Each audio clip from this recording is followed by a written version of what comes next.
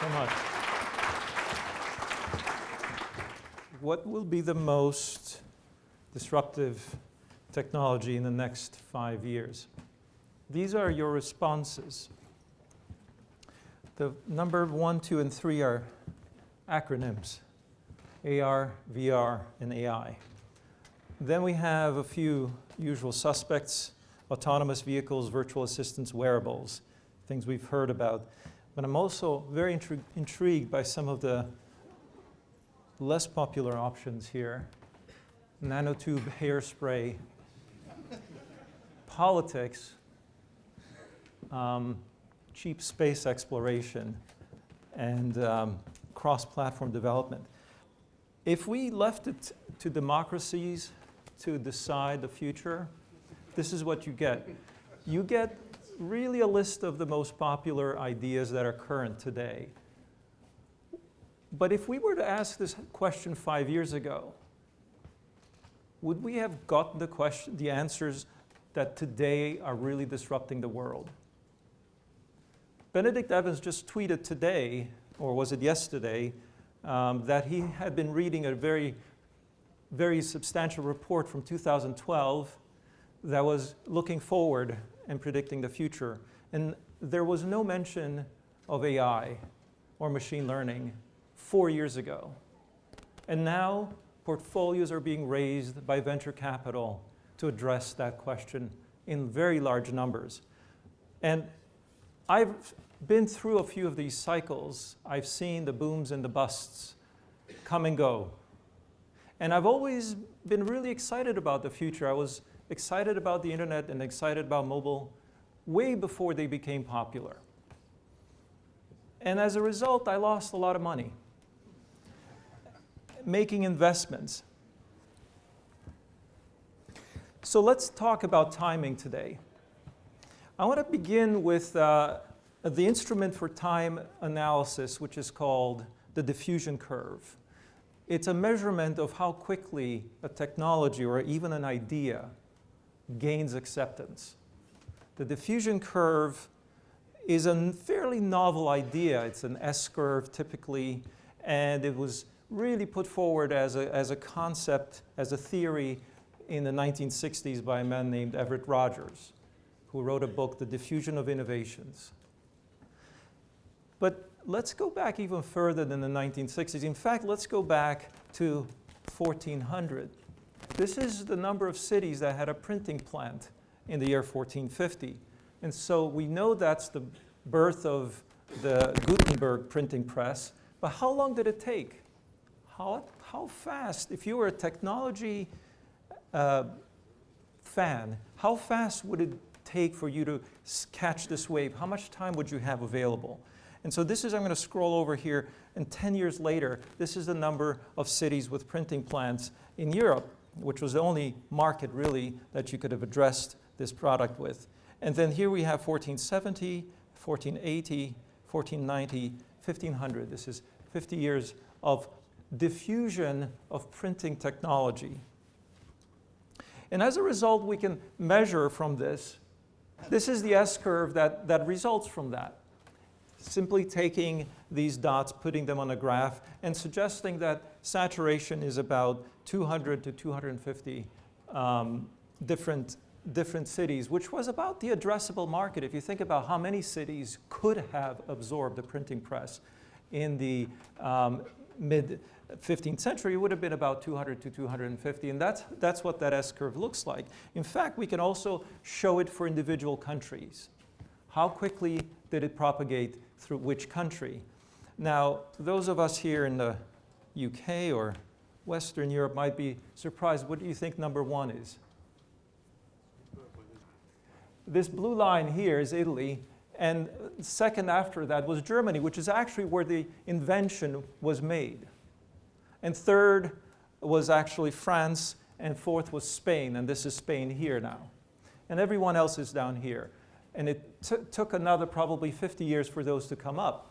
But as you can see, overall, this was the speed at which certain things change. And the most rapid adoption was actually the Italian. And why did the Italian economy take to this thing? It wasn't because they were printing Bibles, as you might think, but actually they were printing commercial pamphlets. It was because of business, commerce. That was a thriving economy at the time because of the Renaissance. And so this is a first instance, although it's not the first instance we have data for. We could probably go back and look at things like gunpowder, or we can look at things like shipbuilding technologies, or we can look at things like iron and other metalworking that would also have diffusion curves. So historically, this has always been with us. It's not a product of the 20th century or 19th century.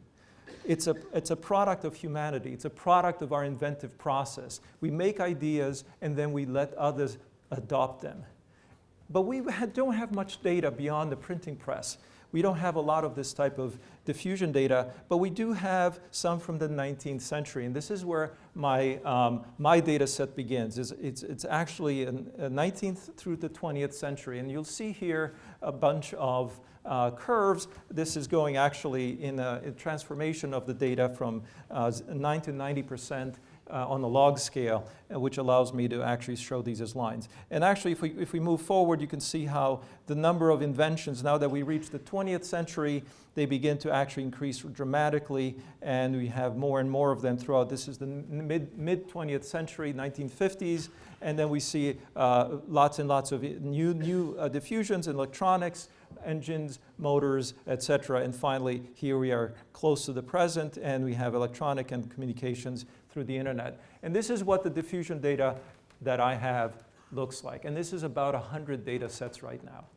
Now, again, caveat, this is the United States only. There are data sets for other countries as well, and they're very similar, perhaps offset a little bit. Now, here's the same data in a more normalized way to make it a little bit smoother so you can see it more easily. It doesn't look as noisy, but it's pretty much the same picture. And I'm going to zoom out here, and you can see 200 years worth of innovation. This is the sample set I began with. First 20, then 50, then 70, then 100 data sets for the United States, a market that was fairly early adopting a lot of technologies. And the first thing when I put this together, this is fantastic. I can see patterns. And so I began to show it around, and I began to give talks. And everybody said basically the same question: what's next? Can we use the past to predict the future? Can we use actually even another measurement from this data, which is how much faster do things go today, to say something about the future? And I began to squint hard and look for patterns. And indeed, it seemed as if things were accelerating. But one of the first problems with that assumption was that there were some very significant things that were not accelerating. There were very significant technologies, especially in energy and transportation, which were actually changing very slowly. So you can see the adoption of electric vehicles and the adoption of solar power, although that's picking up now, but it wasn't picking up for a long, long time. And we're still looking for a lot of breakthroughs in renewables, which would allow us to actually fix the global climate.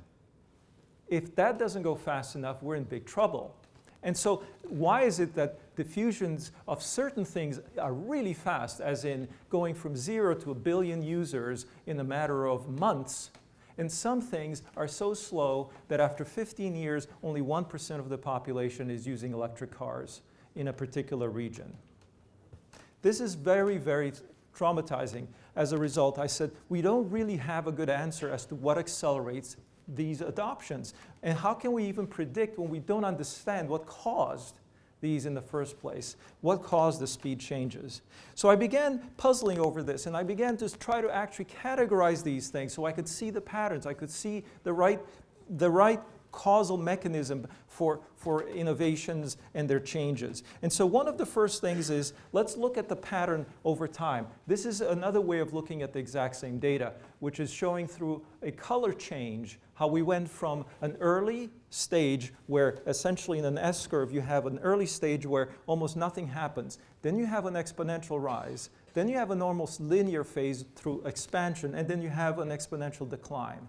These are the let's say, life cycle stages. And so the gray area is this very slow area where nothing happens.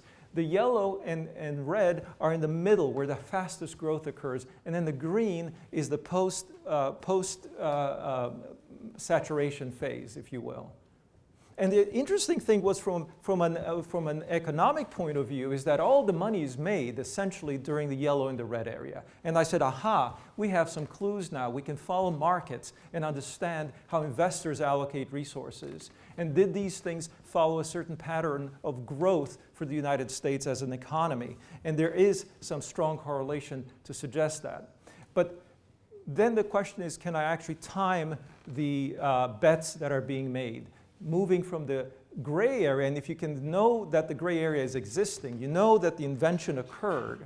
The invention occurs somewhere at the very beginning of this gray area, and the market is born, and then can you predict when it starts to ramp up? Every VC in the world wants to get on this curve right between the transition from gray to yellow. And so let's look at, again, let's look at patterns to determine this. Back to the question of speed. This is a map which is essentially an XY scatter plot showing the age of the the diffusion, which is the age which is actually, the year which would be shown on the bottom here. So older stuff is over there and younger stuff is over here, and how much it took. So the red are really slow and the green are really fast. And again, the pattern is generally that over time, the newest stuff tends to be faster. But here's the anomaly. We have a lot of stuff that was fast that's old, and we have a lot of stuff that's new that's slow. Another way of looking at this would be through following each invention sequentially, looking at it and its successor. And then this is what that path would look like through time. As we had the first, and on the horizontal is how long it took. So we have this zigzag going on, actually, as opposed to a nice steady line which funneling the ideas towards the fastest as the newest. And so clearly this is not a very predictive map. In fact, the R-square on something like this is very poor. It's about 0.3. So 19th century, 20th century, 21st century, with some predictions in the latter part here. So let's look at these diffusions and categorize them by age. So this is the very slow stuff, and we say, is there a pattern within this? This is, for example, these are the slowest. This is more than 50 years. There's some which are fairly recent and some which are fairly old. So I started to look for patterns here. This is somewhat slow, 30 to 50 years. This is moderate, 20 to 30 years. Now there's more of them here in the near past rather than in the very old past. And then finally we have 11 to 20 years. We have these, and then the very, very fast, 10 years or less, were mostly just in this recent decades. So that was the first categorization. Is there now something about these, we can look at these innovations and say, do they have an essence about them? What makes them fast and what makes the others slow? There's one pattern that I observed immediately, and you probably already have an intuition about this. The stuff that's really easy to implement and the stuff that's really easy to buy, in other words, that's highly modular, goes much quicker. The iPhone is small, it's fairly well designed as sort of being conformable to the things we already did when it was introduced. It didn't ask for us to learn a lot of new things. We knew the internet, we knew how to make phone calls, we knew basically how to use our fingers, so it didn't require a lot. But some things like the automobile actually required the early adopters to learn a lot. They have to actually fix the car themselves often and find ways of fueling it and so on. So the other way to analyze it is through what's called the modularity filter. Is the new thing modular, or is it an integrated thing that has a lot of hairiness to it? Is it very, very complicated? And here is a classification of those diffusions, red signifying systems and blue signifying modules. And as you can see, although I try to cluster them pretty much that all modules are there, there are some, and you can see some things which are mixed here, but there is a fairly strong correlation as well in terms of determining a priori, in other words, in advance, when you look at something, you said, is it modular or is it integrated? And if it's modular, it's going to go very quickly. So for example, I'll give you a very contemporary one, which is HomeKit, these devices that you might actually use in your home to automate certain functions. Now, if that's something you need to take out a screwdriver and install and turn off the circuit breaker or pop the fuse in order to put in place, and you need an electrician, it's going to be slow because it requires all those dependencies. But if it's something you just turn on, scan the barcode or scan the number and put it on Bluetooth and it'll go straight away, then it'll probably be quick. And this is why perhaps Nest doesn't go as quickly, because it requires installation versus something that's actually fully wireless, as some of the products are, then goes in very, very quickly. The prototypical example was the washing machine versus the refrigerator in my study, the washing machine being something that actually was fairly slow to take off, and the refrigerator was fairly quick to take off, even though they were both enabled by the same core technology, which was electric motors. They were both distributed and manufactured the same way, and they both launched at about the same time. One was twice as fast in terms of adoption. And the answer, again, was how easy was to absorb. They were equally difficult to make, but one was much easier to buy. And this question, then, you start to divide the world into these categories of absorbable, non-absorbable, modular, integrated. And the way I summarize this modularity is by saying, is it conformable to what people do and how producers want to operate as a value network, or is this thing going to be very tightly integrated and requiring a lot of collaboration? And so that was one of the first breakthroughs in this analysis. In breaking this world this way, we have, these are the modular diffusions, which I then divided by enablers. So for example, I'll page through these. When you start to ask, well, the modular stuff is also dependent upon something, like I said, electric motors, or the internal combustion engine, or the microprocessor, or telephony, or the network of telephones. And then we have these codependencies between systems which are slow and modules which are fast. And so we see this interplay, and as a result, if you are an investor, so for example, you wanted to invest in electrification, and the resulting sale of motors and production systems based on electric motors, you would have had a wonderful zone of opportunity between 1887 and 1899. So approximately 15 years that you could have invested and successfully taken this growth. And this is what Westinghouse and General Electric did. Now, there were no VCs back then, but that's what the VC's job to be done would be. They would monitor the invention, which occurred very early, and decide that the diffusion is about to take off, invest heavily in the best positioned companies to do so. The only problem, as you can see here, is that this monitoring period is about 50 years. And that's why very few people did that. In fact, if you go forward, this is another epoch, the electronic subsystems. So these are things like color TVs, television itself, which was black and white initially, electronic ignition, microwaves, DVD, VCRs, and MRI units. And these are all fairly fast. And all of these were essentially electronics. They were based on transistors. There were things that actually took off fairly quickly, and the invention occurred fairly early on. The takeoff took fairly early after the invention. And so again, from an investment point of view, you would have had to wait about 20 years, invest for about 8 or 10 years, and then you would have received your payoff. And you can repeat this. This is I call these epochs, investment opportunities. Mechanical subsystems, mostly for the automotive market, and things to do with automatic transmission, hydraulics, and things of that nature. Industrial processes, this is more B2B, this is stuff that companies buy, not so much individuals, but there was a long period there of gestation and then a very rapid takeoff as standards were developed. The microprocessor, this is a wonderful story here. The invention followed by a long gestation period, a quick opportunity for investment, and then the takeoff.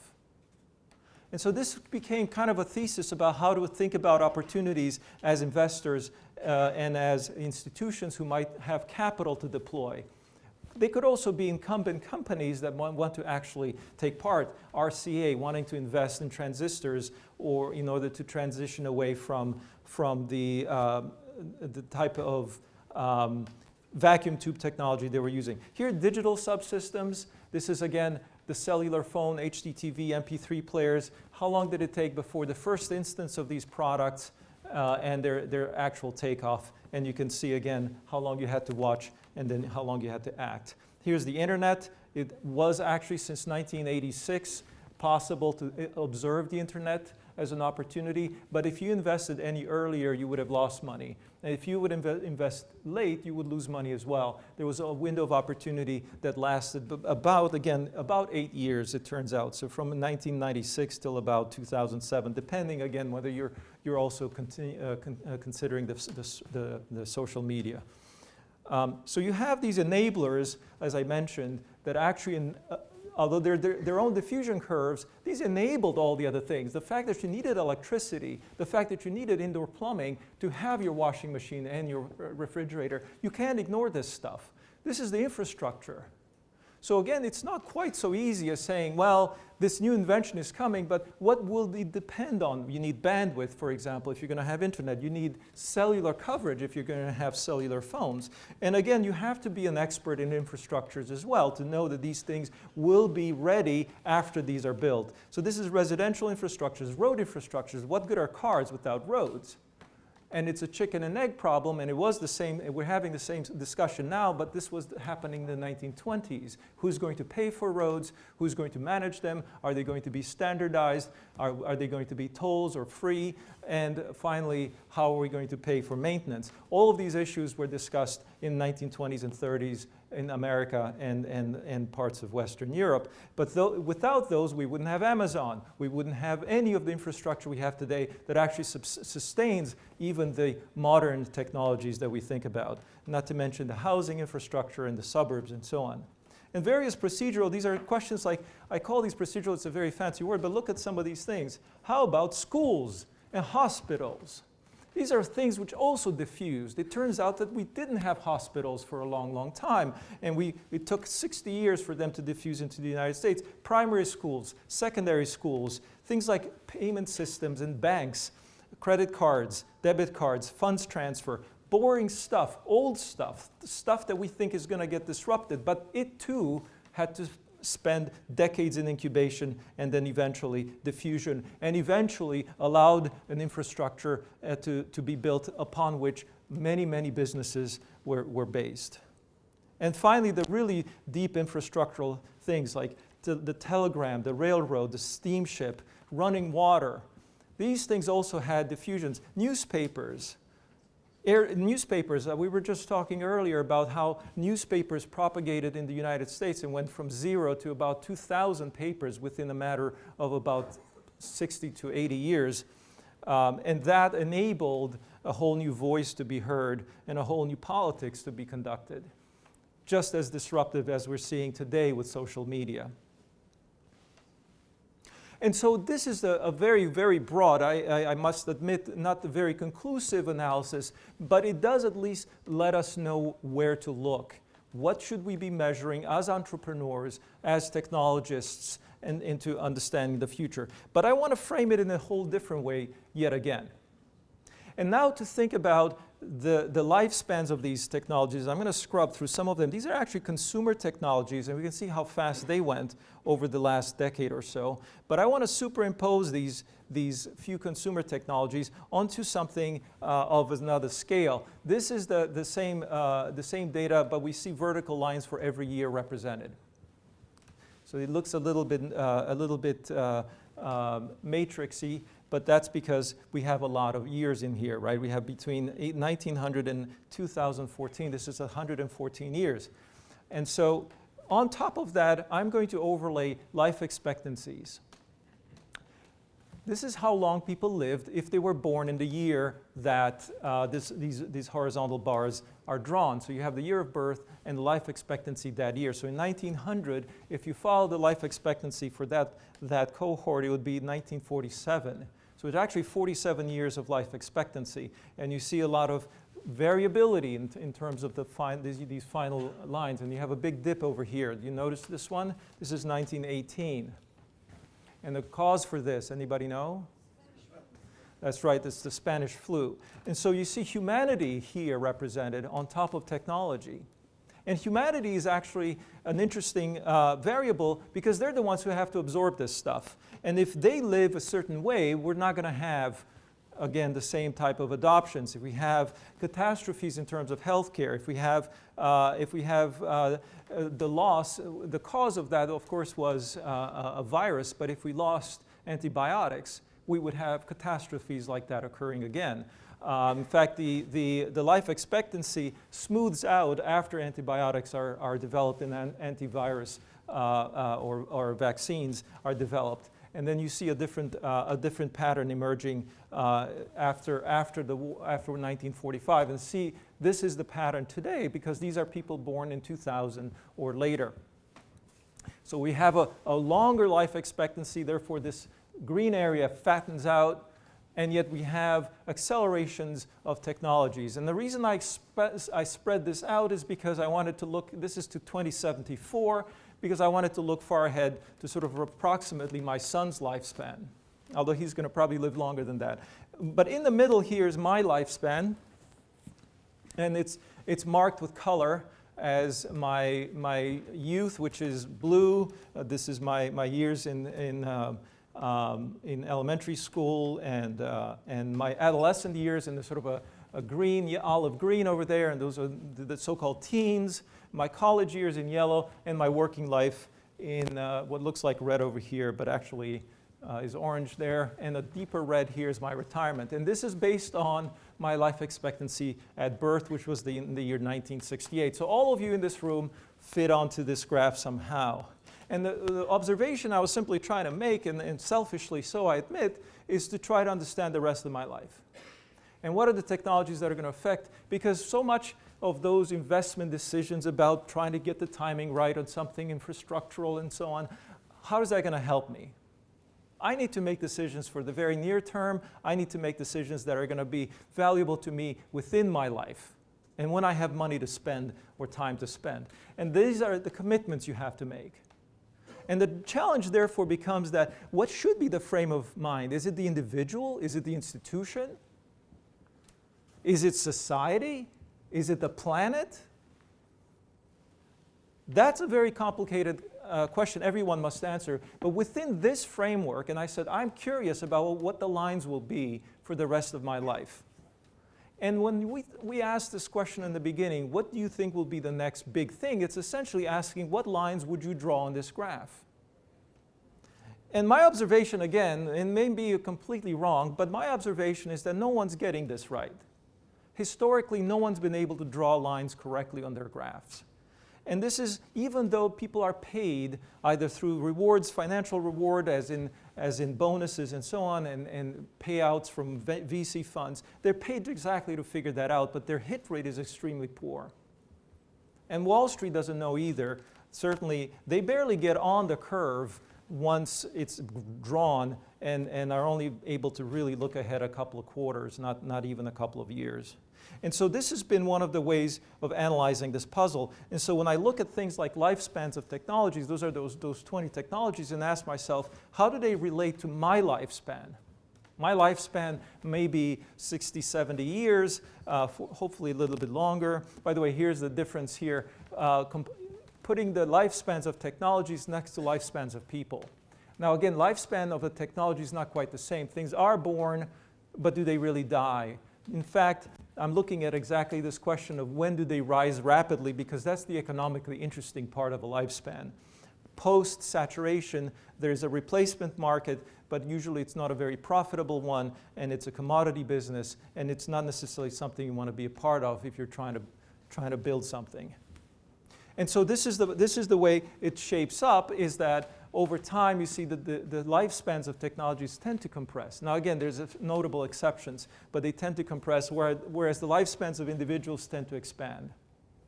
And there's a lot of technologies which are actually, if you're serving government, as for example our hosts here might be, they might actually be looking at lifespans 40, 50 years for certain projects that they're deploying, infrastructural projects.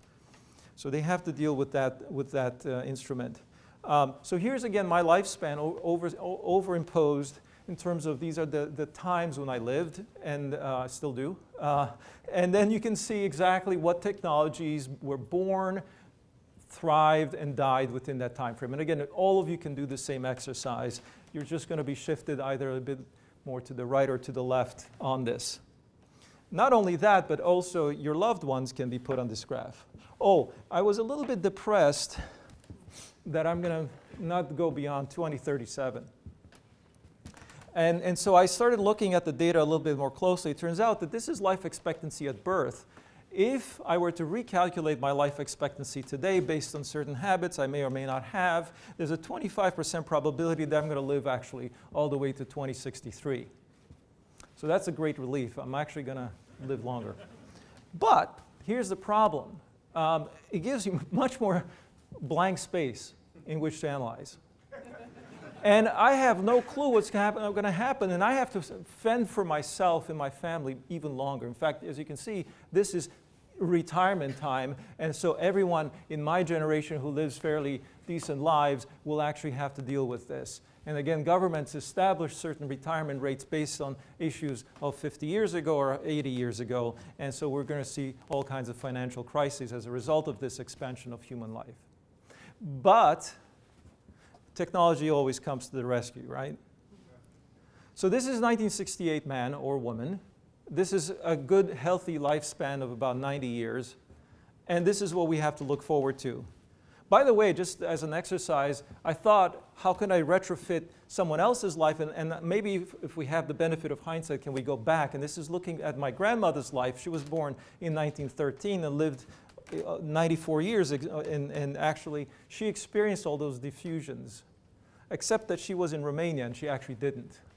But more to the point is that you can go in your own family history and have a conversation with someone born a century earlier and find out how did they cope with technological change? How did these very important innovations that we mentioned, there's only about 20 consumer products here, but how did they change their lives? It wasn't that long ago. It's within living memory. And then, once you do that, turn to your children and ask them, now my son was born in 2005, and if he lives as long as his great-grandmother, he's going to live into the next century. And therefore, it should ask him what he should prepare for during the rest of his life. So within my immediate family, I'm looking at a span of analysis of data of about 2 centuries.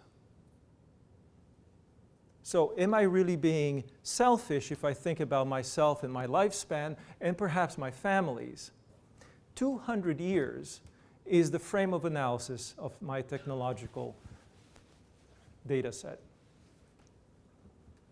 We cannot ignore the next generation, and we must learn from the previous ones, just as a frame of reference. And let me put you in another set of shoes. This is the data on the automobile industry. The auto industry is coming in and out of fashion, perhaps as something that technology people want to look at or not. But let's look at it with the way it actually was. It turns out that in the years involved was 1886 was when the invention occurred. This is the patent was issued for the internal combustion automobile to Benz, Carl Benz. And in the United States, this is how many car companies were created over the next few years. And the white dotted line is 1914, and that was actually when the market reached 10% penetration due to the Ford Model T. And look at how many firms were created around that time, up to 100 firms a year. This is a dot-com boom type phenomenon. Huge number of growth of new companies that occurred. And then what happens as soon as we reach 10% of the market and the Model T takes off, the number of births declines. We actually have an extinction event where by the 1930s, only 3 major car companies remain. Now, business theories will call this consolidation, and they'll give it a fancy name and say this is natural. But think of it from the point of view of an entrepreneur. I mean, if you were someone like us, let's say 100 years ago, you would be in the car startup business, and you would have probably been a hobbyist working with bicycles, which preceded this era. And the manufacturing of bicycles was very important in the manufacturing of automobiles later on. And so the tinkerers, the hackers, the coders of the time were people working in this industry. And they thrived for about 20 years as they were hacking and building these things. And only 1 or 2 survivors came out of it, and everybody else went to work for them. But that led to a period of, these lines represent that period of diffusion from 10% to 90%. And after 90%, which was in 1990 in the United States, more or less the big 3 were on their last legs. And then another disruption occurred, which was the birth of low-end entrants, which essentially took most of the market share. And that's your diffusion curve right there in red.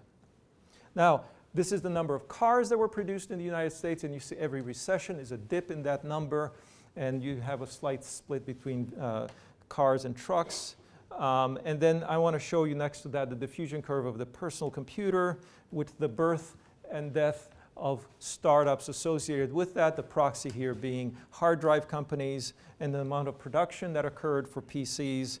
And then finally, the smartphone curve and the number of phones that shipped, actually smartphones that were shipped in that time frame. You see the pattern, how the production data or sales data keeps going steeper and steeper and steeper as the adoption lines keep getting higher and higher. And these are, by the way, no small things. Auto industry, PC industry, phone industry. These are the huge pillars of the economy. That industry, by the way, now is $15 trillion. This is about only $3 trillion, and this is also single-digit trillions of dollars if you include the entire ecosystems. This is a huge amount of money involved here. So not a small representative. Here, by the way, is the production data, and I want to bring to your attention, this is the number of cars that were produced in this time frame. And I'm going to zoom out because I'm going to bring in the number of PCs that were introduced in the same time frame. This is the PC production data, and this is the car production data. Yes, they're orders of magnitude less expensive, but nonetheless, this is what we're dealing with in terms of growth. And of course, you know what's coming next. And this is the phone business, actually smartphone business, not the whole phone business. And this is halfway through its run. It hasn't stopped yet. This is a few years ago, but it pretty much doubled since that peak. So you have the opportunity, sure, that you could, if you were a young man or woman back in the 1960s, get into that industry, have a good, solid career, and retire pretty much at the time when the industry was being disrupted. Maybe you couldn't say the same thing if you were in the PC business. So here's my life again, put on top of the PC world, because I could say I'm PC man. Given the year of my birth, given the years I was educated, you see the education year in yellow there, I would have pretty much been, if I was an engineer, I would have been destined to work in the PC industry. Because of course, the predecessor, the baby boomers, would have graduated and probably joined into the auto industry. As indeed, this is what they would look like if they were born right after World War II, which is when the baby boom happened. And I'm pretty much one generation removed from that. But what happens with the next generation? They're having to deal with cycle times that are far more rapid, and also, as you saw, amplitudes that are far more rapid. And that might remind you of something else, because the question of equality comes up, right? That generation over there employed a lot more people. And that generation also did not concentrate wealth as much because the technology was diffused over a longer period of time. And so even though there was a concentration of production, there was far more equitable distribution in terms of the revenue generated.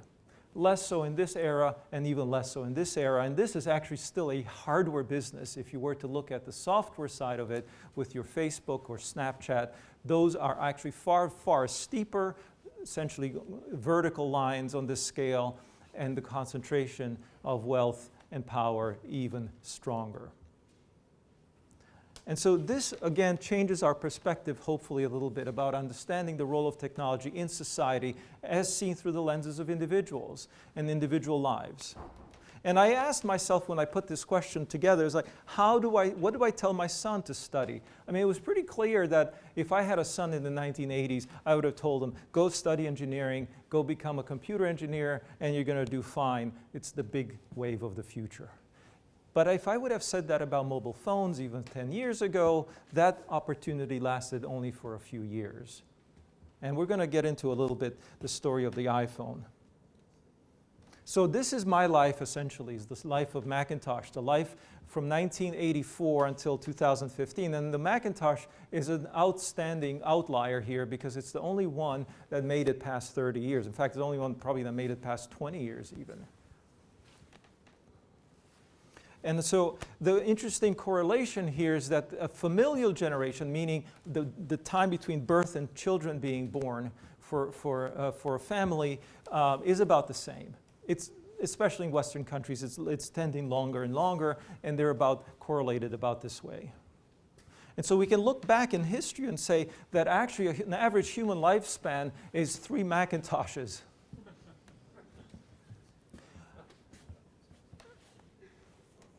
But it also brings back another way to look at the world. Anybody recognize this screen? Back to the Future.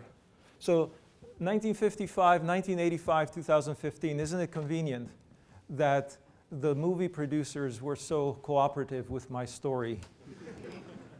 1955, so in the movie, the protagonists are moving from 1985 to 1955, and then later they move forward to 2015 in the sequel. There is no sequel that goes to the next 30 years. But when I did that, I wanted to actually understand, because the movie captures some of this, perhaps not as effectively as some of these print ads, is the optimism that existed in the 1940s and 50s. In fact, it was called modernism by artists. You should look at artists for picking the best words to describe these eras. And they saw a world like this. This is actually an ad from 1947. And we expected tugboats and milk trucks to be aerodynamically shaped in an Art Deco way. And we would have propeller-driven trains in suburbia. We would have perhaps later upgraded to jet-powered trains. And we had aerodynamic vehicles, and we had powered by the sun vehicles. The Sunray sedan, I love this phrase. That's what Elon Musk should call his next model, the Sunray sedan. Idea was that actually these were solar collectors that would actually power the vehicle. This is before photovoltaics were invented, but people thought we could harness the sun for that. And then you had vehicles like this one. You'll notice that the driver is not facing forward. It's actually a self-driving car. 1958 vision of the future. And there were many, many, many such things. We have visions of the kitchens. Of course, kitchens somehow were really, really popular as a visionary thing. Why? Because everybody had just gone through the refrigerator and the washing machine. So if you just got a refrigerator, someone in 1947, by the way, who's, let's say, my age today, would have been born in 1900. They would have essentially seen the refrigerator come into their lives in their 1920s if they were an early adopter. And they would have said, this is the coolest thing. What's next? I'm going to expect that refrigerator and that washing machine and everything in the kitchen to become even more sophisticated, to the point where your refrigerator would be see-through with glass in front of it with rotating. Why doesn't this exist? It seems like it's such a good idea. I'd love to have a fridge that I could look inside so I wouldn't have to open the door every time. It's so inefficient losing all that air inside that cold. And so this is, again, foresees the refrigerator of 1940 question mark, the very near future, actually, 1940s even, that's what the refrigerators would look like. And this was from 1942, by the way. You could tell that by victory bonds because it was World War II. And multi-deck airplanes, of course, that was very, very popular even in the 1940s, or jet airplanes, flying wings, and so on. And later on, we became less ambitious and we thought about flying mailmen. But it's amusing to think about flying mailmen because actually we wanted to get our mail faster. Just like Henry Ford said, you know, if I were to ask what people want, they would say a faster horse. So if you want to ask people about communication in the 1950s, they would say, I just want to have faster mailmen. And if he could just hop between each house a bit quicker because he has a rocket pack on his back and extra thick soles on his shoes so that he could cushion the impact and thus avoiding Fido the dog who's going to bite him. So this was the vision that a lot of people hoped for. And so what's interesting now is let's go to 1985, as the movie was showing us. And then let's ask what 1985 thought about 2015. Remember, this was 1955 thinking about 1985, and they got it all wrong. We didn't get flying mailmen, we didn't get Art Deco tugboats, we didn't get any of those things. But did 1985 movie productions get 2015 in any way right? First thing, yes, there would be a newspaper, as in printed on paper. Wrong. Secondly, there would be lots and lots of removable media, as in these discs that were being thrown away or recycled. And these discs are some of them massive. Do you remember laser discs? Of course, that's what they were going to be in 2015, just more of them. There were CDs as well, and I don't think there was mention of DVDs so much because the video would be on big discs. Plenty of removable media, apparently.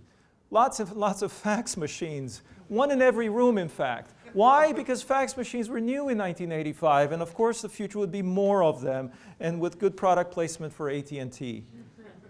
Somehow they still thought we could know how to use the apostrophe. They got that wrong too, by the way.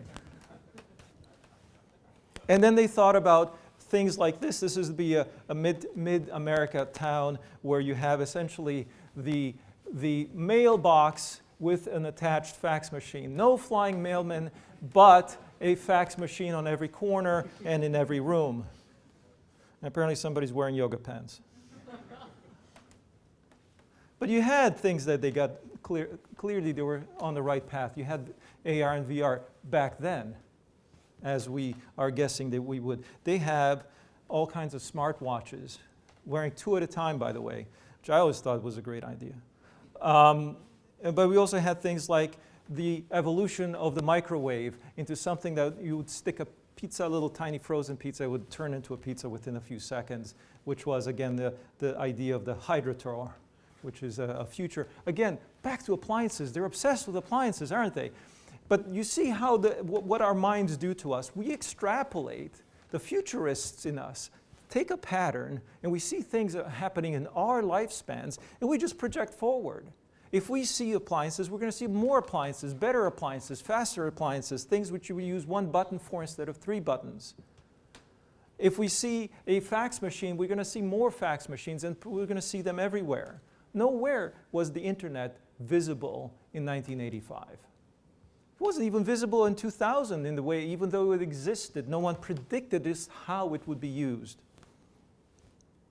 Just back to this for a little bit more, AT&T product placement, if you can see that over here. But this was fingerprint reader. Again, partly right, that the fingerprints would be coming into use, but they would be used in this case on the door itself to let you in, as opposed to your phone, which would talk to the door, which is what actually happened. And somewhat screens that were projector-based, and in this case, actually someone holding on to or adjusting a very large screen, which turned out to be the flat screen TV of the current era. The only difference being that they thought we would be watching 6 TV shows at once, and in 4x3 format. So again, it's easy to make fun of this, but it actually shows a repeating pattern. 1950s, people thought about 2000s, 80s, and 30 years later. They thought about those years very similar in the extrapolation of the present. Here again is a fingerprint reader, and again, back to AR, VR in the movie theater. And finally, flying cars. And although I sat in the DeLorean, it did not fly. So that's just a retrospective history there. Now, I'm going to skip a bit on this. I want to just tap into a more, hopefully, practical question. How does this help us? Here's the data for the diffusion of these smartphones in the United States. One of those curves. You saw over 100 of them. Here's the actual smartphone curve for the United States. And it's actually a very high resolution curve, because if you see it, it's actually broken down month by month. These are all individual bar graphs that are stacked next to each other. And on each of these bar graphs, we see an actual month. So if you have January, February, March, you see 2010 was the first year. And this is ComScore data. And it broken in by color. This is the iPhone, the percentage of users of all phone users, by the way. That's why it's very small. iPhone users, Android users. Actually, Android is, sorry, that's the third stack here. This would have been BlackBerry users. And then we have Microsoft and Palm and others above them. But you can see now how the blue area is the iPhone, and then Android eventually squeezing out. It was a brand new thing in 2010, Android was. And then it squeezed out the green, which was BlackBerry, and the red or orange, which was Microsoft. And this is how we ended up with a duopoly in terms of the number of people using smartphones in the United States. So that's a view not just of the total number of users, but actually what operating system they're using. And so I studied this month by month by month, methodically collecting all the data points. As you can see, flagging some interesting events. So for example, by the way, the curve weight goes before the data because we can retrofit that. You know, there's a formula for this. So there's BlackBerry, and I picked up data points that BlackBerry had 2% market share of all the phones in use back in when this data set begins, which was 2005, 2 years before the iPhone, actually 2.5 years. And then we had the iPhone launch itself occurred there. First Android phone shipping, which was an HTC product, about a year later. Then Droid, which was the first breakout product for the Droid being a Verizon phone, and that was when Android really took off. And then Galaxy S came after, and then we had the 6. And the data unfortunately stopped being public in January or February 2016 this year. But we had enough. We had enough to make this graph happen. And so we can project it a little bit forward as well. But these were the golden years of the smartphone. So if I was only obsessed about phones, and I'm only obsessed about smartphones, I could track this on a month-by-month basis and pretty much set my clock, my Innovator stopwatch, according to this. Because the graph was so predictable, you more or less, you fitted the black line, and then every month watched it get filled in. And so the only real debate was who's going to be the winner in terms of platforms. You can predict the users, but you can't predict who actually serves them. So here are the lines that represent each of those competitors in terms of their market share. And you see the overall line there in dark black, and then you have Android, again on a log scale. We can transform this so that these are closer to being lines than curves. And you see Android in a yellowish line here, and below it is iPhone or iOS. And you see the others fading rather quickly. So the two platform winners, clear to see as can be, very parallel actually during the last few years. There hasn't been much change. These are certainly gone. These legacy guys are gone. But we have very little perturbation in the top two. And here's another graph I can put forward. This is the versions of iPhone that shipped.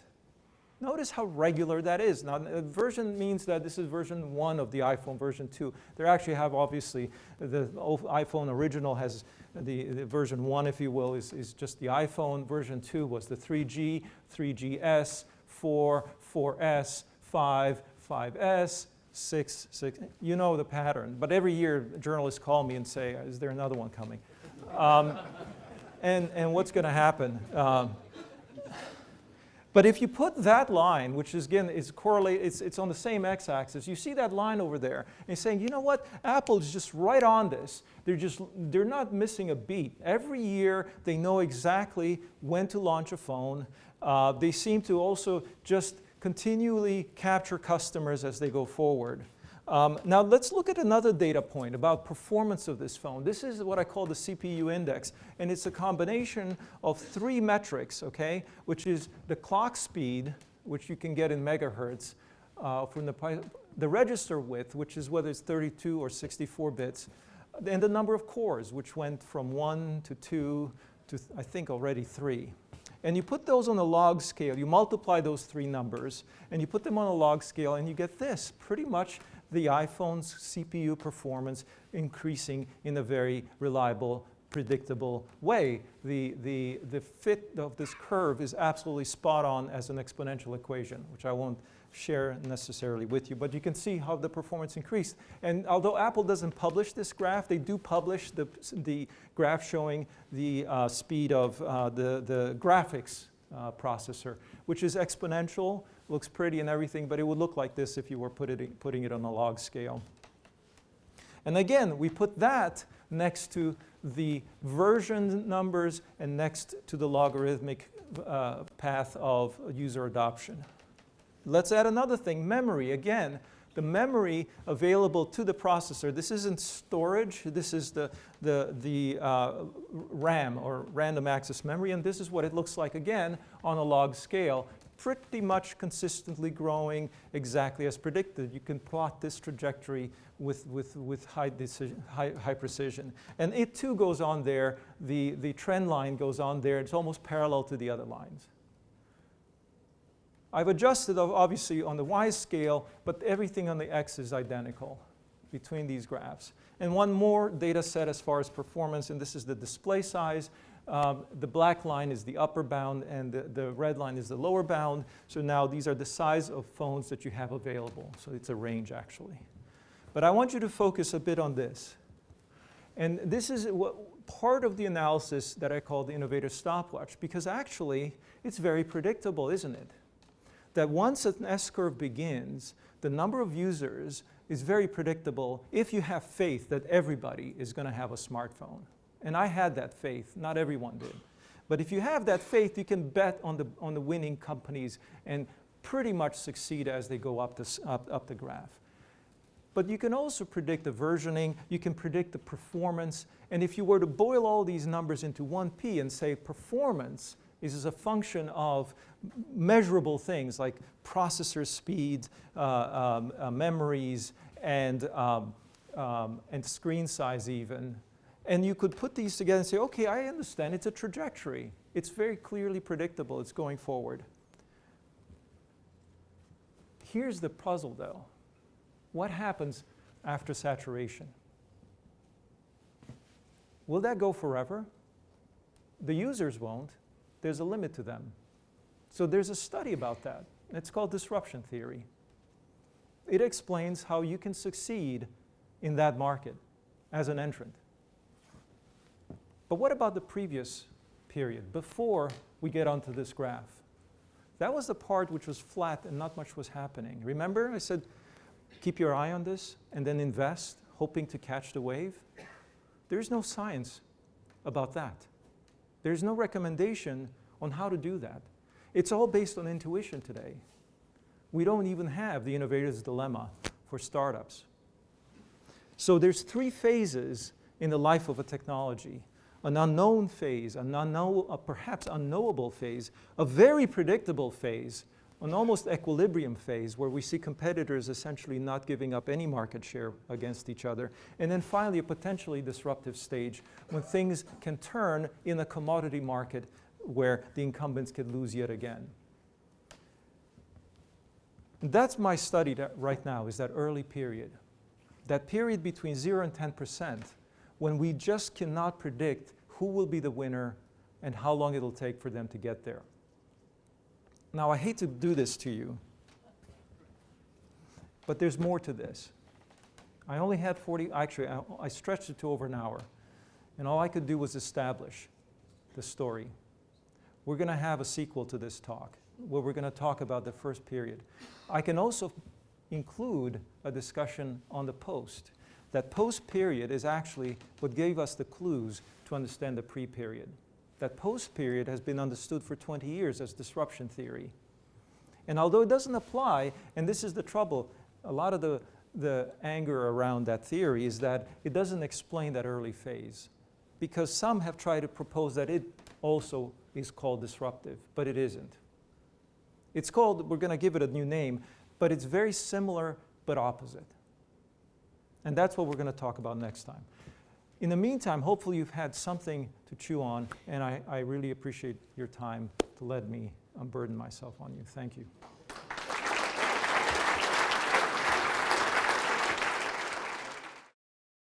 And I'd like to invite our panelists to join me up here. I want to have a discussion about the dilemma, if you will, the innovation stopwatch, and then we'll open it up for questions as well. So I'm going to let the panelists introduce themselves. So my name is Azim Azar, and I am an entrepreneur based in London. I have been following the tech industry for just over 20 years, and about a couple of years ago I started a new newsletter called Exponential View, which was looking at exponential technologies, some of the things that Horace has talked about, the shortening of the epoch time of innovations, particularly with the lens of saying, what the hell does this mean to us as people, as cultures, as economies, as societies, and as families? My name is Russell Buckley. These days I'm an early stage investor. I've been in mobile for the last 16 years. I got involved in mobile very, very early, mobile marketing very early, and probably learnt my first lesson on timing by trying to start a location-based mobile advertising company in 2000, which was, I think, about 20 years too early. One of the things I would say about being too early is that if you're even 20 years too early, it actually feels you're about a year early, and if you just hang on in there for another year, you'll be fine, and it doesn't work. But I hung on in mobile until 2006, also used to do a lot of blogging, and joined AdMob as their first employee in 2006. We sold it to Google in 2010 for their third biggest acquisition at the time. Since then I've done a lot of angel investing and was actually chairman of Peer Index with Azim for a while. And my latest foray is to turn that angel investing into a proper fund. We've got an £80 million fund which invests at seed stage, early stage startups, average check size of about £500,000. And we're looking for, like all investors, the next big thing, and companies which can go on to be worth hundreds of millions. I'll let you know how I'll get on that in about 9 years' time. So I wanted to ask you guys first reactions. I know you both have been early in some stages and probably not late, but what do you see as practitioners? What do you see as the main fault or failure mode for entrepreneurs? Is it that they guess wrong on the wrong idea, or is it a question of just being early? Yeah, I mean, timing's a very cruel mistress. I mean, if you get that wrong, there's really not much you can do other than recognize that and pivot. In my own experience, on the other end, AdMob is an example. I think if we were 2 years earlier, we'd never have made it. And if we were 2 years later, we'd never have made it either. And we didn't know that at the time. It's just things like the iPhone was going to happen in two years exactly after we started, or 18 months, 2 years, which was transformative in mobile advertising, because suddenly people could see a color screen and it would start to get faster and more and better.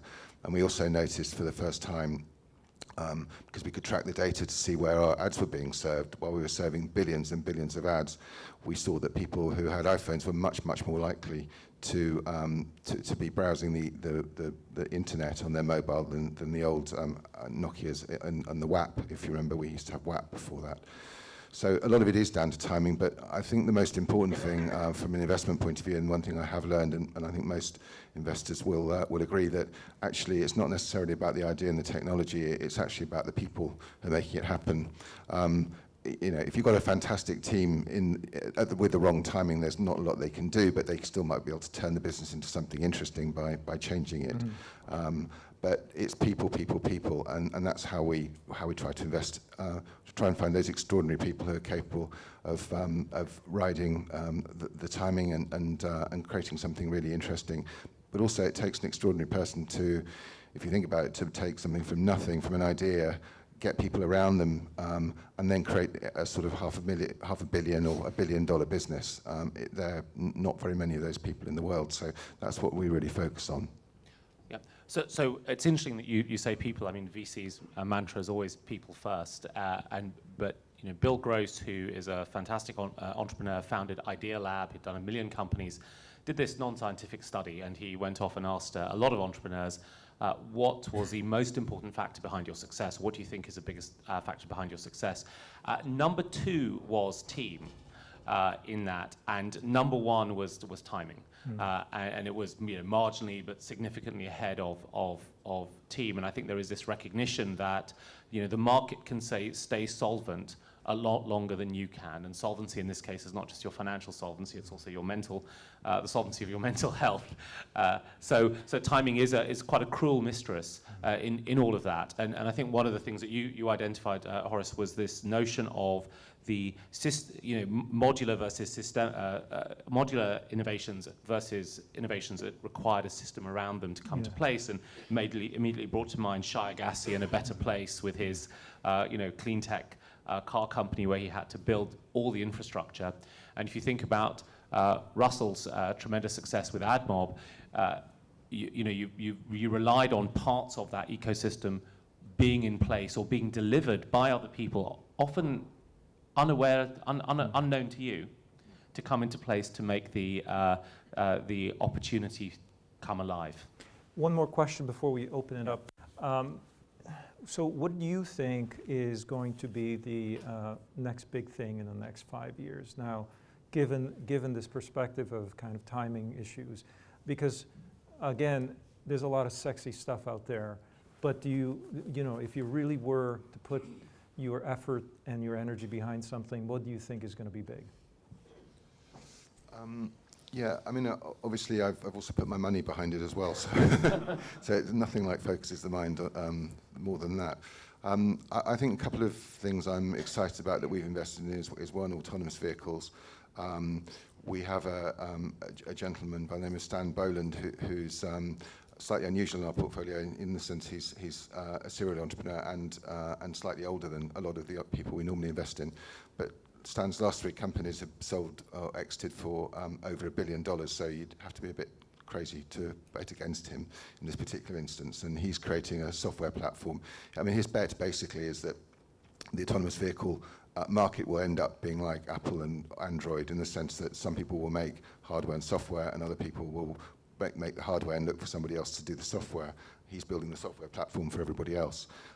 It's a big bet, but I think autonomous vehicles are coming a lot quicker than anybody thinks. And for the infrastructure projects like HS2, by the time HS2 is finished, we will have autonomous vehicles, and it'll be a white elephant, which I think is very worrying. I think the other company I'm really excited about, which isn't so much, I mean, it uses technology, is Crowd Justice, which is a platform for people to raise money for to sue other people, other institutions basically, and with £500 million cut out of the legal aid budget in the UK in the last couple of years.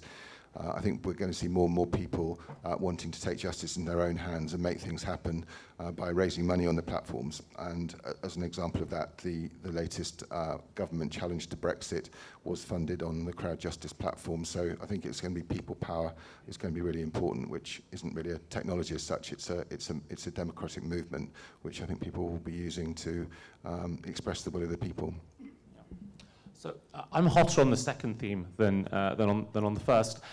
One of the things that I've observed is that there is this tremendous innovation in automation, whether it's self-driving cars or other things, and a significant hollowing out in some of the social and business institutions that people our age and older and also slightly younger than us have grown up with and become comfortable with. And so if you take those trends out a little bit further, you start to see a shift from permanent work to gig work. You start to see a shift towards people needing to learn many new skills and being comfortable with larger degrees of change than they ever have had to in the past. But what's missing are some of the social and cultural and community institutions that might have given you that support, whether it was your church or in America, your bowling club, your working man's club. Those institutions have been stripped away for a variety of reasons.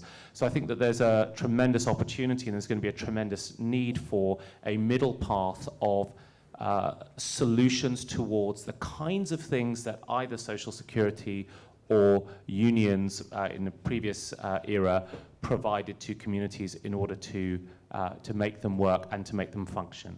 Excellent. Thank you so much.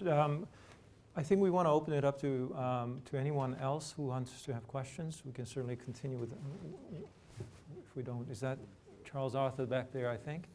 Yeah. Take one of these. They're in the expansion phase microphones. Are we on? Hi, very interesting talk, Horace. A couple of questions, or two questions really. First of all, do you think that there's a risk that you're looking at a sort of survivor bias thing here with your tracking the technologies, that you're only looking at the ones that are successful and that it's difficult therefore to know why it is that things fail? So the thing I was thinking of, for example, is HD DVD, which on the face of it should have succeeded. It had Microsoft behind it. It was a high definition format, and yet it completely failed in the market because of sort of extraneous things that went on, whereas Blu-ray has in effect succeeded. And the other question I have, which is sort of related, I guess, is how with your modular and system analysis, how often do you think it's important that you have supporting technologies, surrounding technologies, which I think is what Stephen B. Johnson calls it? So the MRI depends on superconductivity, the fridge depends on having freons and CFCs which are available, and compressors and electricity and plastic, so you can make the inside of it. So those are my sort of my two key questions. And also, sorry, the other one is software. You didn't look at software very much, but now, in effect, there's no technology barrier for software, so Facebook can just take off. So what are the barriers in that space? All very good questions, and I wish I could have addressed them in my talk, just given the time I had.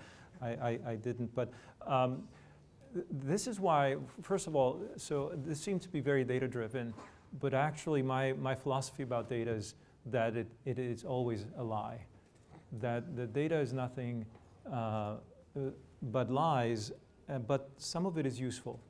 And so it lies by omission. It exactly lies because of the survivor bias. And there are millions of unsung heroes within that data that are not visible. And so I'm very cognizant of that, which is why I do not do regression analysis. I do not do these types of statistical analysis per se. I squint with my eyes and I look for what they sometimes call interocular impact. In other words, if it hits you between the eyes, then you've got something. So a lot of it is pattern recognition on a much, much broader scale, which is actually very intuitive. Now, indeed, this is the crucial question. What am I missing within the data? Is it representative in any way? And I have a gut feel about it. So I can defend right now is that my feeling is that within those data sets are pretty much the greatest stories of our century or centuries. But there are some very important points, which is why I try to dig deeper and deeper and try to understand things like chlorine. One of the data is chlorine-free production of paper. I try to find things in the industrial environments as well as in consumer. So there's definitely a lot of bias, but I try to still move forward with it as much as I can. And now the second point, which is about enablers, and later you had also about software. So enablers are indeed one of these things that we can't really measure because they're not sexy enough. So that's why I looked at the patterns and clustering in what I call epochs. I said, well, what enabled a lot of the PC world were microprocessors, and transistors enabled, as a proxy. There were many others, but one of the enablers was the transistor and what it enabled for miniaturization, which enabled Japan actually to disrupt, quote, the US in consumer products. So I started to use, again, intuition because the data is never there, to try to actually cluster by enablers, and that allowed me to see this new possible way of looking at causality. The cause of these things happening were inventions that didn't actually get marketed as the final product. So yes, very good point, and we should do a lot more with that. Now, as far as software, and this was the problem, again, one of measurement, why don't we measure the adoption of social media on a lot of this stuff? By the way, a lot of this data was because back in the day, in the 50s and 60s, it was very fashionable to publish these types of adoption curves, and now it's less fashionable. We only see things like active users, or the problem was also you're measuring against households, you could sample them more easily, and now you have to rely on different methodologies. But yes, I don't want to make excuses. The point is, though, the software business and the services businesses, their dynamics do not have barriers of entry, nor for the producer nor for the consumer. The barrier of entry typically is a cost. The first thing is you have to pay for something. Software that's free, or at least exchanging you're exchanging your attention, your engagement for, or your time instead of for your money. But nonetheless, these are very hard to measure things if you don't have a price associated with them. And also production is also, when is it done? It's constantly under development. It's not really versioned anymore. So yes, we do have a measurement problem, which is, again, we have to return back to intuition and ourselves. That's why I waved my hands and I said, well, pretty much they're vertical now. So as far as software is concerned, it's vertical. You can assume it's vertical. That's a safe assumption. You just, as a result, you have more inequity because you have the impossibility of catching a falling knife, or whatever the opposite of that metaphor is, a rocketing knife. But yeah, these are all great questions, and it's part of the caveats of working with timing is that you have this problem. I'm just going to interject. We have a question from the audience from YouTube. So Yep. I want to think that there's a really great question from Sean B, who's watching from somewhere. So hey, Sean, out there. This is directed a little bit for Horace. I think he's a critical path listener, but I think everybody on the panel has got probably something they could add to this. So I'm going to try and read this question out as best as I can. So Horace tangentially mentioned the boomer years in the auto industry and how wealth and jobs were diffused then, and now we're headed in the opposite direction with fewer jobs and different wealth distribution. To my mind, this is one of the most important questions facing, well, everyone. Horace doesn't get political much in the podcast, but I really appreciate his take on economics and politics and what we are facing there, especially given his extensive international lifetime experience. And just wishing out loud here, we would love to hear a little bit more about his take on that, but I think everybody could. Well, I think everybody should chime in on this one. Without being partisan, I mean, the issue of inequality is in my opinion, and Christensen calls this the capitalist dilemma. He says that we are allocating resources more and more towards optimization, which in many ways tech is about optimization, as opposed to really creating new things, which are typically infrastructural. And so his take on it is that we've sort of lost that loop of reinvestment of excess profit into new market creations. I tend to see it slightly differently in that the problem is one of timing is what constrains the capitalist, because once you have such short time windows, your formulas for calculating rate of return explode, because you can't really say, well, okay, it's going to grow for this many years, this is the positive cash flow, and then we have a residual value. The residual value goes to zero because you've got disruption taking over, and you've got these very, very high periods of intense growth, which are probably even unforeseeable, even if you get them right. And so all your ability to do anything on spreadsheets gets thrown away. And so you're going back to investors basically using intuition and experience to make the calls. And institutions, as opposed to individuals, institutions are incapable of backing that type of bet. They're simply saying, I have a fiduciary responsibility as a manager of other people's money that I cannot do wild-ass guessing. And that's the thing that small investors are increasingly doing, which is why crowdsourcing is going to be an interesting way of going forward for these opportunities that cannot get money allocated to them, because institutional money is too scared. It rather would sit in trillions of dollars of bank accounts that's earning negative interest rates than give it to anybody who has a new idea. That's the tragedy we have today. The inequality is a symptom of some of that. I do believe that the solution isn't about trying to break or redistribute wealth. The solution is to redistribute capital that's allocated towards opportunity. And that's perhaps as strong a political statement as I can make. Please, gentlemen, join in. I mean, there are trillions of dollars sitting around doing nothing, but there's an underlying trend which is driven by automation. So if you take a look at a company like General Motors, sort of at its peak, and Microsoft sort of at its peak, and then Facebook, hopefully at its peak soon, they're all about the same size at their peak. But General Motors had about 2.5 million employees, Microsoft had about 200,000, and Facebook has about 20,000, and there's a sort of order of 10 improvement in efficiency. And it's another way of looking at the curves that Horace put up there. And so we don't seem to have a problem in spite of the $14 trillion, $15 trillion sitting around in bank accounts. We don't seem to have a problem in actually creating value and creating wealth. The issue is in the distribution of that wealth and the inequality issue that arises. And I think it is the most important question that Sean has Sean Bean, I love some of his movies, has raised. The thing that makes me somewhat unsettled is that I don't see that trend slowing down purely in the business arena. So if you look at Instagram has sort of got 10x the efficiency per engineer that Facebook has, and WhatsApp is 10x on Instagram.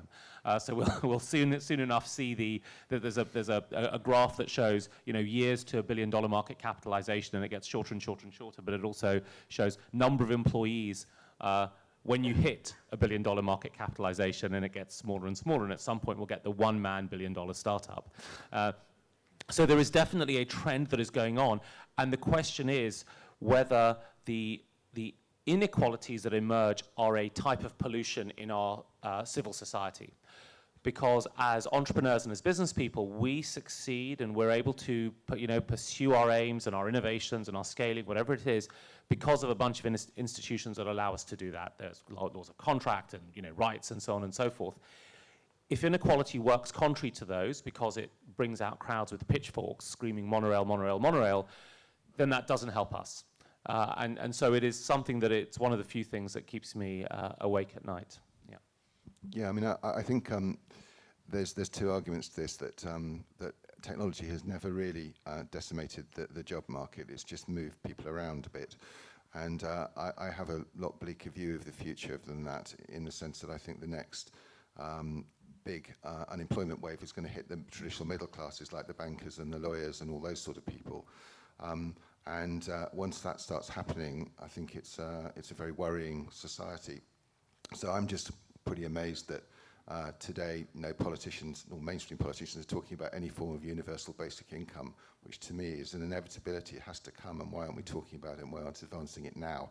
Because if we leave it till it's too late, until the people are marching with the pitchforks, there'll be revolutions happening throughout the world, which we're already beginning to see, with the result of the Trump election and the Brexit. I think we're beginning to see the beginnings of that. We the elites, and that's really all of us here, by the way, not just us. We need to do something about it, and that means that what are we going to do with all these people? How are we going to make them feel valued, and more importantly, how are they going to live? How are we going to feed them, etc.? And these are big questions of the 21st century, which I don't think enough people are addressing. Yeah, I think the point about politicians is salient here, because in fact we expect them to help us as leaders. But in a technological world that's changing rapidly, you would classify them as laggards, some of the worst laggards actually, because they tend to not even be competent or aware of what's happening on an early stage or even the middle of a curve. I think investors somewhat, if you're in public money, you're in the middle of the curve. If you're a venture investor, you're going to be trying to get on the early side.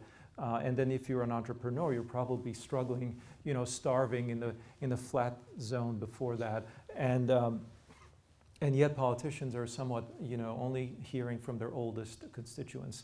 It tends to be the most powerful, as we've seen. The oldest tend to be the most influential in that world. So it's an inversion of the typical wisdom, because the wise tend to be now the younger.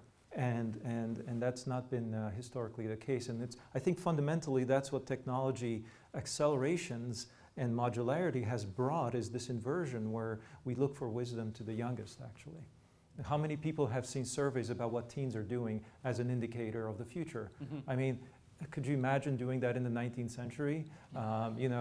Teens wouldn't have been on telegraph or telephone or railroads. They would have been, barely able to read. But anyway, thank you. That was a great question. We have a few more back here, and one here. You're right here, Thanks, Paul. Thank you all for your inputs, and thanks, Horace, for a brilliant talk. I was actually going to ask you for all of you, what you were scared of, but you've all just talked about that actually in one way or another. We talked about fears for the future. So I'd like to frame it differently and ask you for some sort of enthusiasm and hope for the future. What do you hope for most for the coming generation, or for your kids, let's say? Please. Well, I'm very optimistic about the future, but the long-term future rather than necessarily the short-term future. I think we have to go through a lot of pain in the next 10, 20 years. I'm an optimist in the sense that I'm hoping that the singularity will come about when the computers take over and save us from ourselves, which is predicted to be by Ray Kurzweil, who's a leading thinker in this theory, in 2045. So a lot of us could get there. And when we get there, it should be a much better world, including they're promising perhaps even a world where mortality is something of the past. It's worth finding out a lot more about the singularity if this is a new concept to you. It's very exciting, but I don't think enough people are talking about it and know enough about it. So if we can get to 2045 in the singularity, well, pretty exciting world. Yeah, I mean, in general, the curve has moved up and to the right, for thousands, millions of years, in fact, since we first, our ancestors, Thag and Gog, first managed to harness fire and cook, deer meat. But as Russell says, I think the next 10 to 20 years are quite sticky, and it's very important to have the kind of conversations that we're having about the political consensus and the social contract. If you look at industrial revolutions, or they have come alongside a set of changing of political thought, and then the institutions that we have had in place. Patents came around in the 1430s in Renaissance Italy. We instituted a widening of democracy and the democratic process as the Industrial Revolution took hold, and we needed to pass some of our political power back to the people actually doing the work. And it does feel that when you take that longer period of view of history, that we're at a point that many of our institutions need a little bit of a refresh now in order to deal with some of the changes and challenges that are coming up front. I think what I'm optimistic about is that I'm having this conversation in rooms like this about 3 times a month at the moment. So at least people are talking about it. We're all talking about it, and maybe we're going to start to figure out experiments in this area. Well, I'm not a historian, but I tend to be a fan of reading history as much as I can. And so when you're sensitive to history, you tend to see things repeating. I think that history doesn't repeat itself, it rhymes. There's a better phrase. You do see patterns. In which case, does that make you an optimist or a pessimist? Well, if you look in a broad enough time scope, again, you become an optimist. If you look at a very narrow time scopes, sometimes you can be a very, very big dips and crises and true tragedy can occur in the short term. But in the long term, things tend to be very positive because human nature is actually one of depending on collaboration more. And we, as civilization, has really been nothing more than increasing collaboration between people. It evidences itself in the systems of government and so on. And the internet has enabled more and more of that. Of course, it has also shown the dark side. But overall, I think historically we've kind of been able to wrestle that demon away from us. So I'm very optimistic. Specifically, I think that the power of the internet and other forms of communications to increase education. You might see falsehoods spread more quickly, but truths spread as well. And I think I look towards younger people, and with every generation thinks the young ones are a bunch of lazy, no good people. But I really think that when I look at the young people, I see them brighter than ever, and I'm very encouraged by them. So as long as they struggle and study, then we'll be fine. All right, we had a few more. We have one here. Yeah. Thanks, Paul. Nick Radcliffe from Stochastic Solutions. Fascinating talk, as ever, Horace. I was going to ask Charles Arthur's question, actually, about survivor bias, but I've got another one about the diffusion curves as well. You frame everything in terms of the addressable market, and looking back, obviously, you can work out where the curve flattened off, so you know what the addressable market was. And you made the point yourself, you've been very bullish about smartphones, essentially being adopted by the whole world. But for lots of technologies, that's much less obvious in the early days. And so in terms of using it going forward, I wondered what your thoughts were. You'll be familiar with Thomas J. Watson's prediction that the world had a capacity for about 5 computers.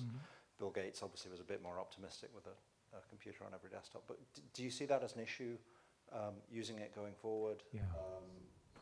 It's always an issue. So, for example, just go back to the very first diffusion, which is printing presses. I mean, what's the addressable market? It turned out, if we were looking at the 15th century, it would be the number of cities in Europe, and it turned out to be about 250 that were addressable markets there.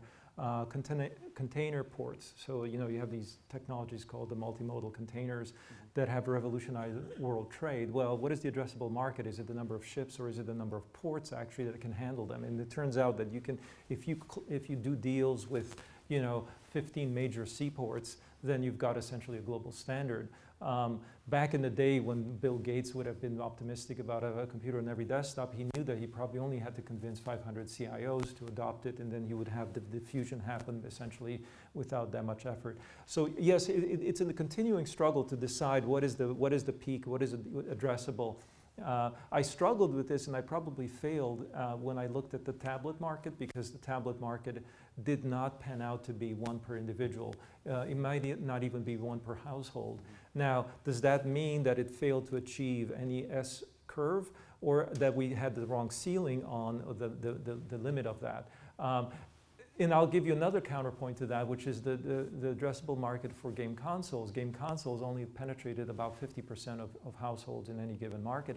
So is that a failure in the sense that in the survivor bias?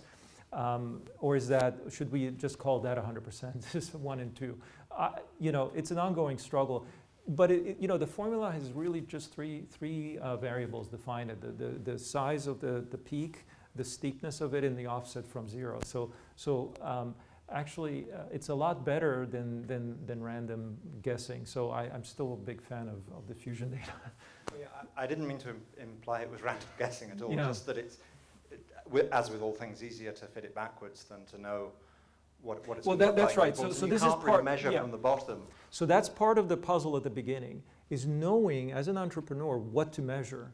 Because the beginning of the smartphone era, I was there with Nokia, and Nokia had said, no, we're measuring all phones. We're not measuring smartphones as a separate subcategory. And therefore, we're not seeing traction. We're going to not invest as much. Now, you have to have this special, third eye, which is what I call understanding that the performance measure has changed. Remember when I summarized that the P for a phone is those 3 things, which are basically computer characteristics. But if you would have asked Nokia in 2004, what is the performance measure for a phone, it would have been talk time, sound quality, size being minimal. And that would have completely diverted the attention away from what this new thing was. So when Steve Jobs, when now Tim Cook says the future of computing is a tablet, my ears perk up, because I say, okay, that means he's measuring it differently.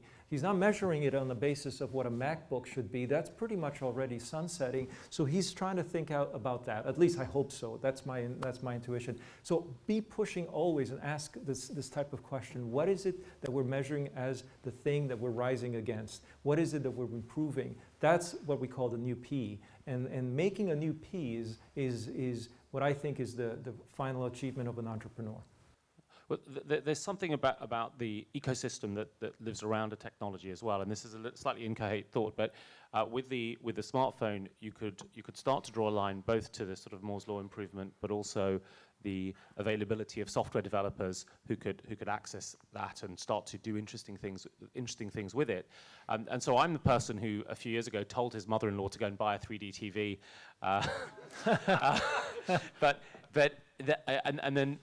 But recently, somebody in the audience, actually over there, a woman called Saku, kind of took me onto augmented reality and virtual reality, and her argument was, if you look at these technologies, they are earning a dividend from the smartphone wars, because many parts of what is required to deliver an AR experience has already been reduced in price, and there are already innovation curves, and there are fabs ready to turn out systems on a chip, whether it's GPUs or it's OLED displays or it's low persistence screens.